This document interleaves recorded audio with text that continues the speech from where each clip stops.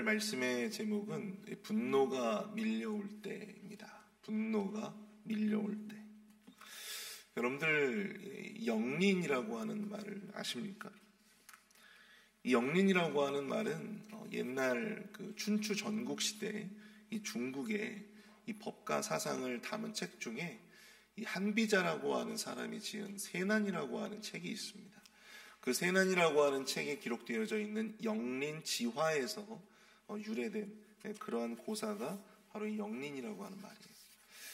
영린은 이 용의 이 몸에 붙어있는 81개의 비늘을 의미합니다. 그 가운데서 이 목 아래에 거꾸로 지름 한 척 정도 되어지는 그러한 길이의 비늘이 있는데 이것을 영린, 거꾸로 난 비늘, 바로 영린이라고 한다고 합니다.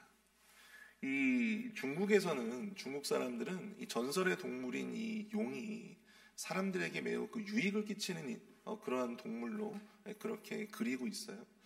그럼에도 불구하고 그 용이 누군가가 그 영린을 건드리게 되면 세상 끝까지라도 쫓아가서 그 사람을 꼭 죽이고야 만다. 그래서 보통 우리가 이 영린이라고 하는 것을 어떤 사람의 분노를 자아내게 만드는 그러한 지점, 그러한 어떤 아주 예민한 어떤 감정의 지점, 약점, 이런 것을 보통 영린이라고 이야기를 하죠. 저와 여러분들 모두 각자에게는요, 바로 그러한 영린들이 있습니다. 그래서 사람들은 인간관계를 위해서 그 영린을 건드리지 않기 위해서 노력하게 되죠. 그렇다면 여러분들의 분노를 일으키는 영린은 과연 무엇입니까? 여러분들은 어떠할 때 화가 나십니까? 분노가 일어나십니까? 저도 분노가 늘 많은 사람은 아닌데요. 그럼에도 불구하고 저도 분노할 때가 있어요. 저 같은 경우에는 저는 이 억울한 것을 참지 못하는 편입니다. 내가 잘못한 것도 아닌데 책망을 듣거나 혹은 의심을 받거나 그런 어떤 억울한 일을 당할 때 저는 조금 분노하는 것 같아요.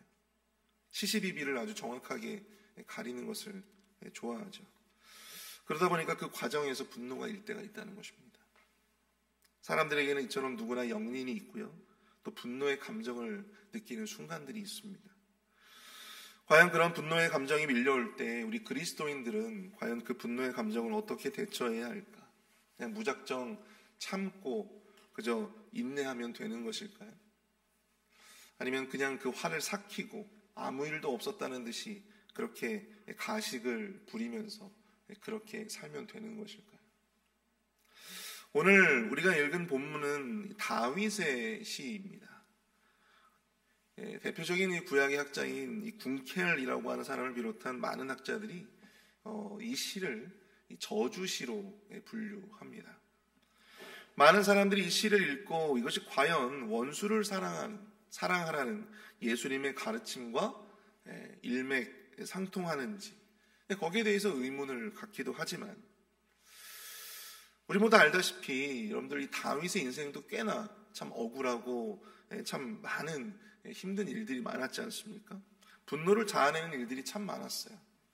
그럼에도 불구하고 다윗은 우리가 성경을 보시면 아시다시피 꽤나 참 성숙하고 지혜롭게 자신의 그 분노의 감정들을 잘 다스려 왔음을 보게 된다라고 하는 사실입니다.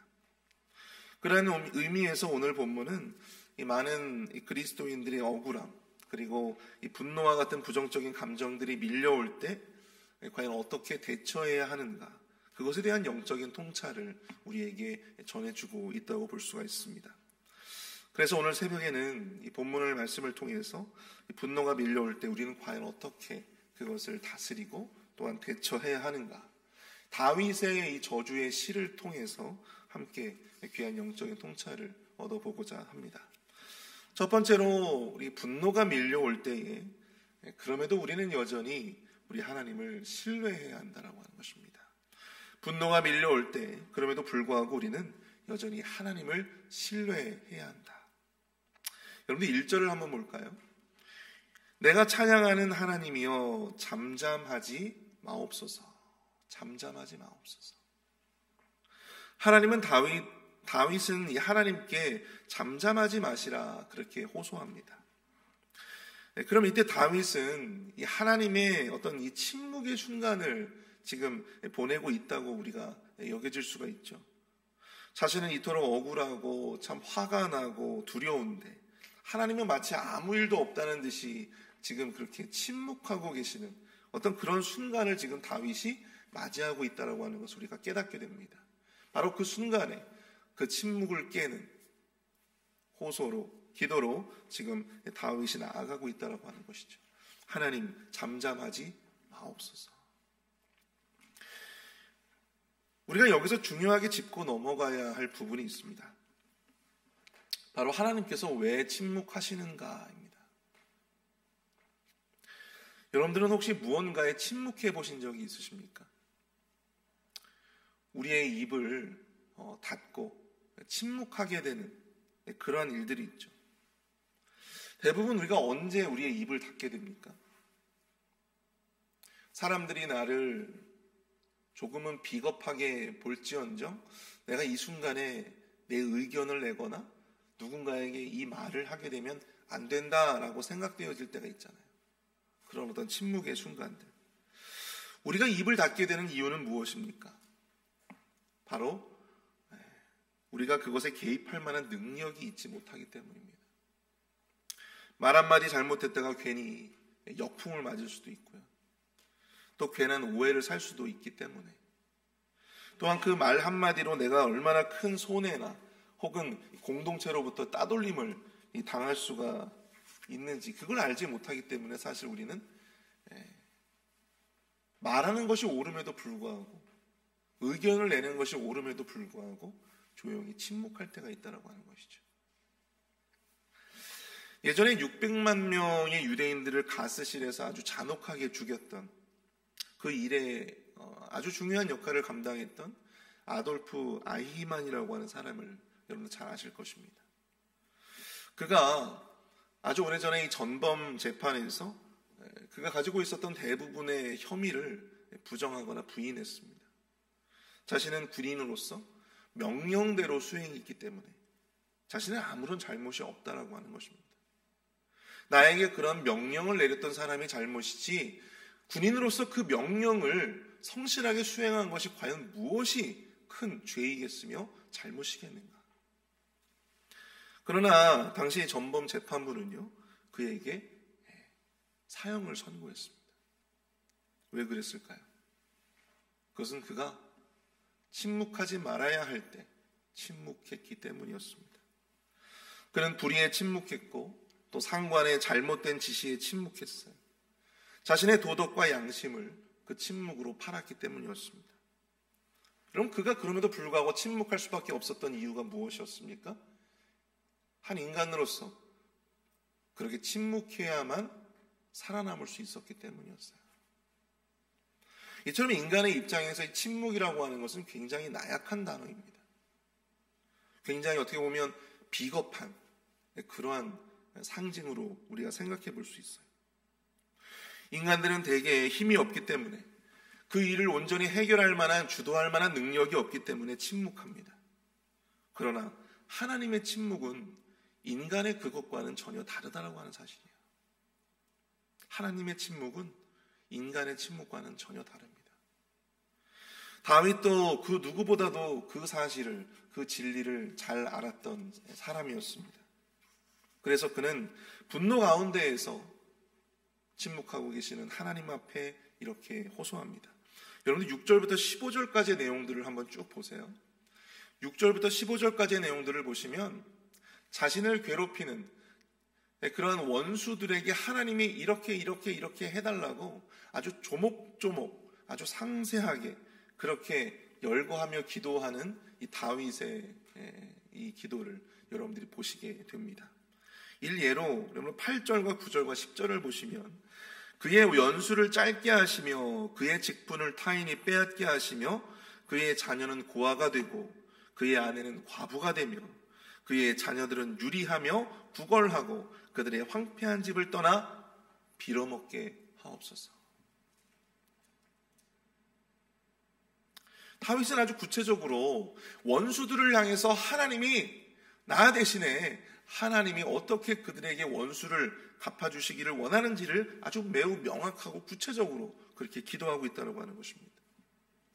하나님, 저 그냥 억울해요, 이렇게 그냥 막연하게 하나님 앞에 기도하는 것이 아니에요. 그가 아주 구체적으로 하나님께서 그 원수들을 어떻게 처리해 주실지, 어떻게 그 원수를 갚아주실지에 대해서 아주 명확하게 구체적으로 이야기하고 있어요. 그런데 그가 이렇게 기도할 수 있는 것은, 그가 이렇게 기도할 수 있었던 이유는 무엇입니까? 하나님이 비록 지금은 잠잠한 침묵 가운데 계시지만 그럼에도 불구하고 그 침묵을 깨고 자신의 억울함과 분노를 신원해 주실 수 있는 그런 어떤 능력과 그런 어떤 권위와 그런 힘을 가지고 계신 분임을 바로 이 다윗은 온전히 믿었기 때문이라고 하는 사실입니다. 하나님이 잠잠했던 그 순간에도 내가 기도하면, 내가 하나님 앞에 호소하면 나 대신에 하나님은 저들을 나 대신에 얼마든지 벌 주실 수 있고 얼마든지 그 원수를 갚아주실 수 있는 힘과 능력을 가지고 계신 분임을 바로 이 다윗은 그 누구보다도 확실하게 신뢰했겠다라고 하는, 바로 그 사실을 우리가 알 수 있게 되어진다고 하는 것입니다. 이 다윗의 후손들 가운데에서 하나님의 침묵을 바라보면서 하나님과 논쟁을 펼쳤던 선지자가 있죠. 누구입니까? 바로 이 하박국 선지자입니다. 하박국 선지자가 이 세상을 바라보건대 세상이 너무나도 불의했어요. 그 불의한 세상을 왜 하나님은 잠잠하게 침묵하시면서 그 상황들, 그 불의한 그 세상의 그 모든 상황들을 수수방관하시는지, 왜 침묵하시는지를 따져 묻습니다. 그러나 하나님의 대답은, 하나님은 여전히, 그럼에도 불구하고 하나님은 여전히 하박국이 그것을 느끼고 있든 느끼고 있지 못하든지 상관없이 하나님은 여전히 세상 가운데 의를 행하시고 하나님은 여전히 세상 가운데 구원을 베풀고 계시다라고 하는 사실이에요. 다만 인간의 교만이, 인간의 죄악이 하나님의 역사하심을 깨닫지 못하고 있기 때문입니다. 하박국이 그 사실을 알고 나니까 그 세상의 불의를 바라보면서도 그러할지라도 내가 여전히 하나님을 찬양하겠습니다. 내가 여전히 하나님을 예배하겠습니다. 그러한 고백으로 나아갔다고 하는 사실이죠. 분노가 찾아올 때, 억울한 일을 당했을 때 우린 당장이라도 하나님께서 나의 분노와 억울함을 갚아주시기를, 신원해 주시기를 간절하게 바랍니다. 나를 자녀로 사랑하신다면 제발 나의 이 원수를 갚아달라는 식으로 하나님 앞에 기도하죠. 그러나 그럼에도 불구하고 잠잠하시고 또 침묵하시는 하나님을 바라보면서 우리는 그 마음 가운데 섭섭하고 또 이해되지 않고 심지어는 이 배신감까지 느낄 수가 있습니다. 그러나 여러분, 그럼에도 불구하고 하나님을 향한 신뢰를 가지고 여전한 하나님을 향한 확신과 신뢰를 가지시고 하나님께 그 문제들을 가지고 나아가시는 저와 여러분들이 되실 수 있기를 축복합니다. 하나님의 침묵은요, 가장 최선의 때, 가장 적당한 때를 보시는 것입니다. 그것이 하나님의 능력 없음이 아님을, 하나님의 능력 없음이 아님을, 하나님의 무관심이 아님을 여러분들 꼭 기억하실 수 있기를 축복해요. 여호와의 손이 짧아 구원하지 못하심도 아니요 귀가 둔하여 듣지 못하심도 아니라 오직 너희 죄악이 너희와 너희 하나님 사이를 갈라놓았고 너희 죄가 그의 얼굴을 가리어서 너희에게서 듣지 않게 하심이니라. 하나님의 침묵의 순간에 여러분, 우리는 우리 자신을 돌아보고 하나님과 우리 사이의 관계를 성찰해 보아야 합니다. 그리고 하나님과 나 사이에 묵은 죄가 없는지 먼저 우리가 회개로서 하나님 앞에 돌이키는 그런 노력이 우리에게 필요하다고 하는 것이죠. 사랑하는 성도 여러분, 하나님께서는 우리의 그 분노를 하나님이 직접 개입하셔서 우리를 괴롭게 하고 우리를 억울하게 하는 그 모든 사건들과 사람들을 상대해 주시기를 우리는 간절하게 기도해요. 또 하나님께서 그렇게 하실 때도 있어요. 그러나 하나님은 때론 침묵을 통해서 우리의 분노를 잠잠케 하시고 또 우리에게 깨달음과 평안을 주실 수도 있음을 여러분들 기억하실 수 있기를 바랍니다. 우리 스스로 그 분노를 해결할 수 있는, 우리 스스로 그 분노를 극복할 수 있는 그 때를 하나님께서 기다려 주시고 계심을 여러분들 우리가 기억하며 나아갈 수 있기를 바랍니다. 두 번째로 우리가 생각해 볼 수 있는 것, 분노가 밀려올 때 우리는 어떻게 해야 하는가? 다윗처럼 우리는 기도로서 하나님 앞에 나아가야 한다고 하는 것입니다. 4절을 보시면 나는 사랑하나 그들은 도리어 나를 대적하니 나는 기도할 뿐이라. 여기서 다윗은 너무나도 중요한 고백을 하고 있어요. 나는 기도할 뿐이라. 여러분, 그리스도인들은요, 일을 해결하는 자들이 아닙니다. 그리스도인은요, 복수하는 자가 아니에요. 그리스도인은 심판을 내리는 자가 아닙니다. 그리스도인은요, 그저 기도하는 자입니다. 여기서 기도한다라고 하는 것은 더 넓은 의미로 이 모든 판단을 누구에게 맡긴다라고 하는 것이겠어요? 바로 여호와 하나님께 맡긴다. 나의 주님께 그 모든 판단을 내어 맡긴다라고 하는 의미죠. 악인들은 온갖 악한 입과 거짓된 입으로 자신을 속이고 자신을 치고 속이고 또 미워하는 말로 까닭없이 자신을 공격하고 대적하지만 다윗은 나는 그저 기도할 뿐이다. 그렇게 고백합니다. 로마서 12장 19절부터 21절까지의 말씀을 우리가 보시면 내 사랑하는 자들아 너희가 친히 원수를 갚지 말고 하나님의 진노하심에 맡기라. 기록되었을 때 원수 갚는 것이 내게 있으니 내가 갚으리라고 주께서 말씀하셨느니라. 내 원수가 줄이거든 먹이고 목마르거든 마시게 하라. 그리함으로 내가 숯불을 그 머리에 쌓아 놓으리라. 악에게 지지 말고 선으로 악을 이기라. 아멘. 여러분, 19절에서 하나님은 원수 갚는 것이 누구에게 있대요? 바로 여호와 하나님 앞에 있다고 말씀하세요. 원수 갚는 것은 우리에게 있는 것이 아니고 하나님 앞에 있다고 하는 것입니다. 그건 하나님의 영역이라는 거예요. 하나님의 고유한 권한이라고 하는 것입니다. 그러므로 우리가 사사롭게 그렇게 개인적으로 그 일을 할 수가 없는 것이죠. 주님은 우리에게 오히려 요구하십니다. 악에게 지지 말고 선으로 악을 이기라. 원수가 줄이거든 먹이고 목마르거든 마시게 하라. 여러분, 그냥 한번 생각해 보십시오. 나를 정말로 괴롭게 만들고 나를 힘들게 만드는 그 사람을 먹이고 마시게 하는 것이 여러분들에게 쉬운 일입니까? 이렇게 설교하고 있는 저에게도 그것은 쉬운 일이 아니에요. 저는 이것을 원수에게 먹이고 원수를 목마르게 한 자, 목마른 이 원수에게 마시게 하는 이것을 저는 적극적인 어떤 선이라고 생각을 합니다. 적극적인 선. 우리 그리스도인들이 할 수 있는 아주 적극적인 선이죠. 근데 여러분, 이 적극적인 선을 행할 수 있는 것이 그렇게 쉬운 일이 아니에요. 정말 힘든 일입니다. 너무나도 어렵습니다. 그래서 되게 많은 그리스도인들이 이 정도의 어떤 적극적인 선을 하지를 못해요. 그러나 우리는 원수들에게 먹이고 마시게 할 수는 없지만 원수에 대한 심판과 그 징벌의 권한을 여호와 하나님께는 맡겨드릴 수 있다고 하는 것입니다. 원수에 대한 처분을 내가 아니라 나의 주인 되시는 여호와 하나님 앞에 그것을 맡겨드릴 수 있는 것, 저는 이것을 소극적인 선이라고 생각해요. 우리가 원수를 먹이고 원수에게 마시게 할 수는 없지만, 그럴 만한 깜냥이 우리는 안 되지만, 내가 원수 갚고자 하는 어떤 그 마음을 죽이고 하나님 앞에 그 원수에 대한 처분의 권한을 하나님 앞에 내어드릴 수 있는 것은 여러분, 우리가 충분히 감당할 수 있는 소극적인 선이 될 수 있다고 하는 사실입니다.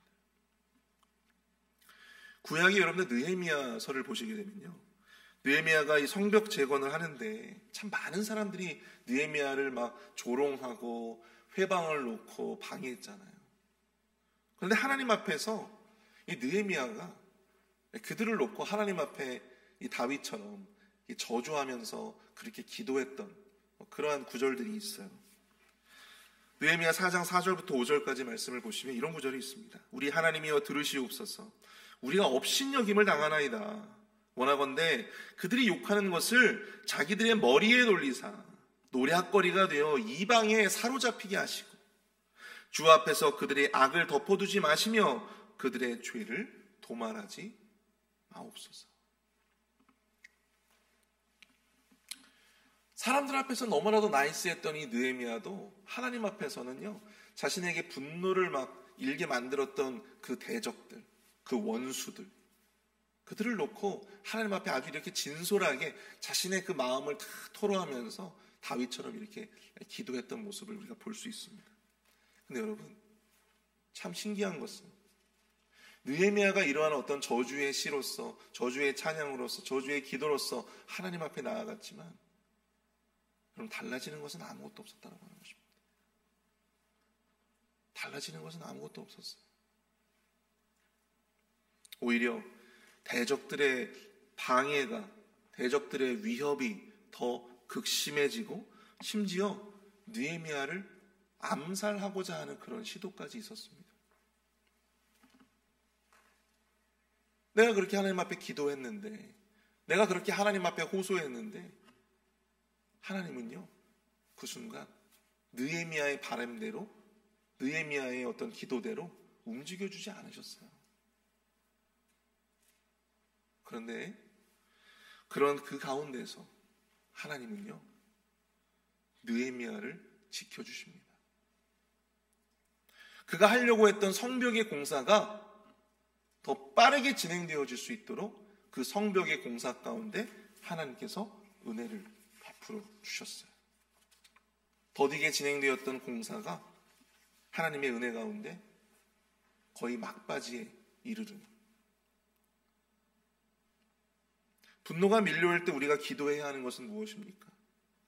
하나님 앞에 우리의 대적들을 내어 맡기는 것과 동시에 우리가 하나님의 섭리와 또 하나님의 보호 가운데 있음을 우리가 시인하는 행위이기 때문에 우리가 하나님 앞에 기도하는 거예요.